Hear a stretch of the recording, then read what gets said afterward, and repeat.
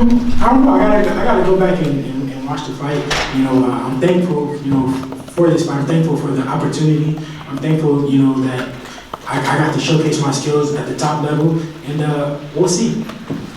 Can you talk about, this fight was supposed to be about being a test, right? You wanted to be tested in this fight. Can you just talk about that? That's what you got out of this fight? Of course, I knew that this fight was going to be a test. The world knew that it was going to be a test. This is by far the best fighter that I fought, and this is the guy that dropped Loma. Let's not forget about that. He went there. He dropped Luke Campbell.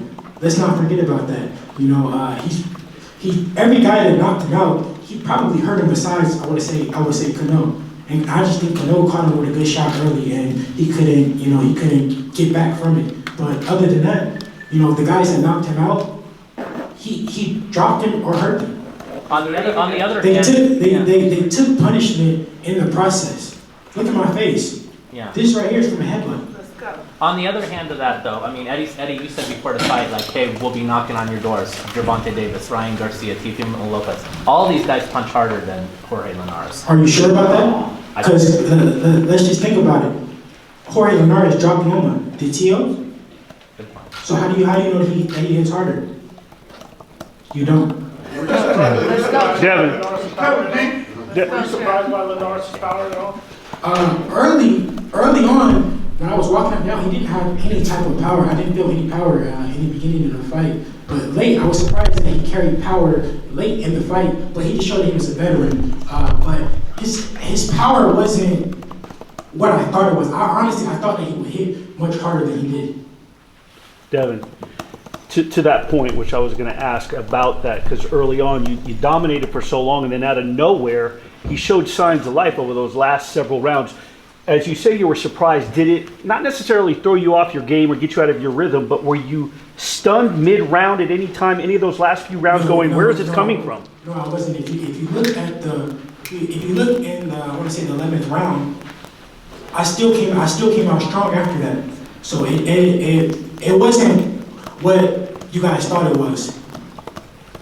Devin, you fought tonight through some adversity and fought in maybe the most entertaining way that people have seen you certainly against a high level opponent. And then the fans booed. Did that surprise you? No, it didn't surprise me. At the end of the day, I stayed focused. Of course, the fans, they want an entertaining fight. So, sometimes, they may boo or whatever the case may be. But I went in there and got the job done, and I thank God a lot for the victory tonight. Devin, talked with Eddie about that big fight everyone wants to see with Lopez. He says, obviously, he wants to fight on DAZN, but network's not an issue if that's what it comes down to. Is that the fight you still want next, and any message to Teofimo Lopez? Of course, why wouldn't I want that fight next? I want to become the real undisputed king of the lightweight division. I want to make the biggest fights happen. This is the first of many. So let's do it next. Devin, any message to Teofimo? Let's do it next. Devin, I asked this of your father and Eddie. I know that you want the big fight, but if you can't get it next, I'm just wondering, do you know how your body feels better than everybody else? How many more fights do you think you're willing to do at 35, or can you do this at 35? Honestly, if it's not the big fights at 135, then I'm going to go up. It's no point for me to stay at 135 if I can't get the big fights. But my main focus is doing whatever it takes to make these big fights happen, and I think that will happen soon. Devin, talk to us about the discipline, being able to remain poised throughout such a young age. You show so much skill, so much ring IQ.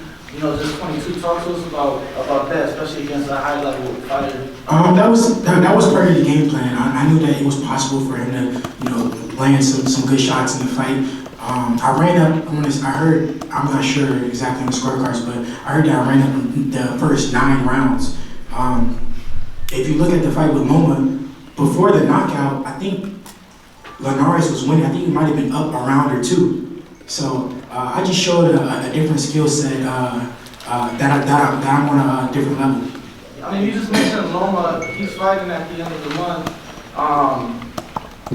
Down the next month, I'm sorry. He didn't give you that fight. Would you be willing to give him that fight? Should he be successful against Nakatani? Of course, I want to fight the best fighters in the world. I'm not ducking or dodging nobody. I want to make the biggest fights happen. Whoever is next, I'll be ready for it, and let's do it. And one of the topics coming into this fight, Devin, is that Linares have never been outpointed in a fight. and five of his losses have come by way of knockout. You're the first person to actually beat him by decision. So how does that feel? That just showed my boxing ability. That showed that, I can outbox Linares. Nobody ever outboxed Linares. Nobody ever ran up rounds like I did on Linares. So it was either Linares was winning the fight and they knocked him out, because they had to knock him out, or they just caught him with a big shot like Cano did and put the pressure on him.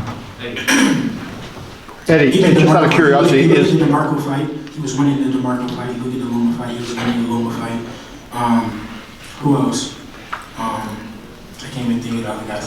just to throw this out there, we talked about Ryan Garcia and Lopez. Gervonta Davis has a belt. Can you do business with Al if that fight presents itself? He has a fight in June. So if Lopez, Bob couldn't get Lopez. What belt is that? Gervonta, would you consider him at all? You said he has a belt. Well, he has whatever you call that. He Yes, has Santa Cruz. I think that, there's the great thing about this situation is there is no network problems. And that's generally an excuse as to why a fight can't get made. So there are no excuses. So if Al Heyman wants to make an offer to us and Bill and Devin to fight Tank on pay-per-view, no problem. It's a massive pay-per-view fight. If someone wants an offer from us, sizable offer to do it on DAZN, no problem. So I think he's in such a great position because there are really no excuses as to why that one of those fights shouldn't happen. And that's when I talked earlier about how I feel you guys gave Ryan Garcia a huge pass, because where's the excuse for that one? Same network, mandatory challenger. And it was just like, no, that's just not going to happen. Why? Why not? I think there needs to be, people will need to be more accountable if those kind of fights don't happen. So now, Tank, Teofimo, there's no excuse. Who do you think, Devin, is the best of the 30, other than yourself, who is the best opponent for you at 35? Is it Teo, or is there somebody else you think is better? All those guys are good. I can't just sit here and just lie to the media and not lie to the fans and say that all those guys aren't good. Honestly, I think all those guys are good. All of them will be a huge fight. But I really want belts right now. I want to become the undisputed lightweight champion of the world. So the one that I will want the most is Teo. And Devin, I want to get your thoughts on the WBC franchise confusion. The Ring Magazine recognizes you as a legitimate champion. WBC President Racer Suleiman has said that Teofimo is undisputed, so there's a lot of confusion.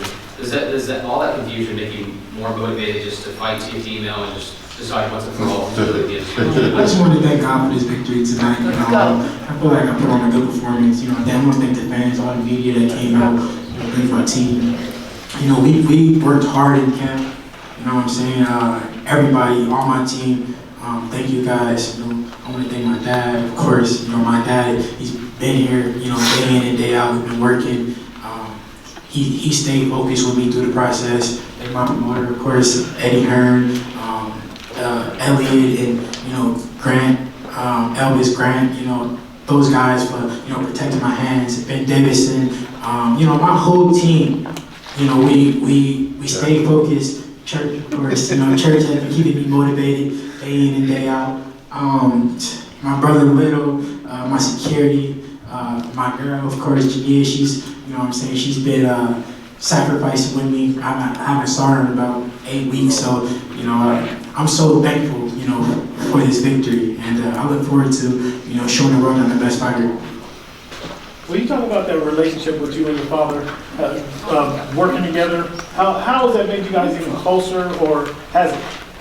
Of course, me and my dad, like I said before the fight, we get closer and closer every day. Our bond is something crazy. Sometimes I think that he's in my head. He knows what I'm thinking. It's unbelievable. But I want to thank my dad, just for everything. Without him, I wouldn't be where I'm at right now. Oh, I can't forget about my cameraman, Johnny. Man, the whole team, what I'm saying? I'm so thankful for all of you guys, for Eddie Kane. Man, I'm thankful. Frank, I see you back there. Thank you, Frank. Frank the Bank. All right, guys, thank you so much for your support and thanks for coming this week, and we hope to see you very soon. Thank you very much.